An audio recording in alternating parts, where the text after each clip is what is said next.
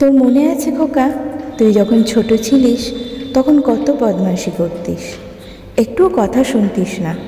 আমি বকা দিলে অভিমান করে মুখ ফুলিয়ে চুপটি করে বারান্দার কোণে বসে থাকতিস। বসে বসে অপেক্ষা করতিস কখন অফিস থেকে বাবা আসবে।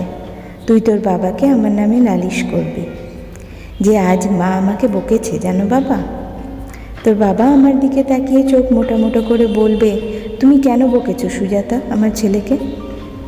তখন তুই আবার আমার কাছে এসে জড়িয়ে ধরে বলবি, না বাবা, মাকে আর বকতে হবে না। আমি আর তোর বাবা খেতে বসে দুইজনে এই নিয়ে হাসাহাসি করতাম। আজ তুই অনেক বড় হয়ে গেলি খোকা।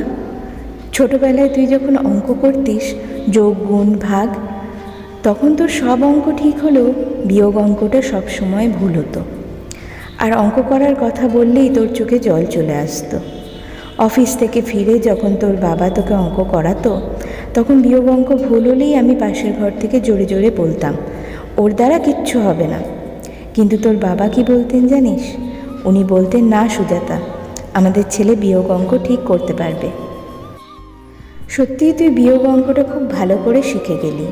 তাই তো তোর বাবা চলে যাওয়ার পর আমাকেও তোদের সংসার থেকে কি সুন্দর বিয়োগ করে দিলি। না না খোকা, আমি দুঃখ পাইনি। তোর যখন মাধ্যমিক পরীক্ষার সময় জ্বর এসেছিল, আমি আর তোর বাবা সারা রাত জেগে জলপট্টি দিয়ে তোকে সারিয়ে তুলেছিলাম। প্রথম দিন তোর বাবা তোকে পরীক্ষার হলে পৌঁছে দিয়ে এসেছিল, আমি যাইনি বলে তুই তখন অভিমান করেছিলি। তোর বাবা বাড়ি এসে বলেছিল, সুজাতা তুমি আজ যাওনি তাই ছেলে অভিমান করেছে, কাল থেকে যেও কিন্তু।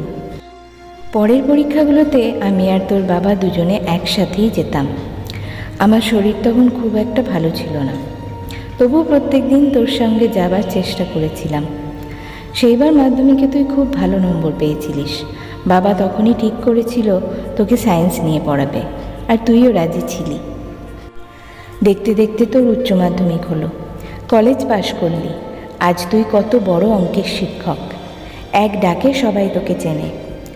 শুধু আজ তুই আমাকে চিনলি না। শোন খোকা, দাদুভাইকে তুই সব অঙ্ক শেখাবি, শুধু বিয়োগ অঙ্কটা করাটা শেখাস না।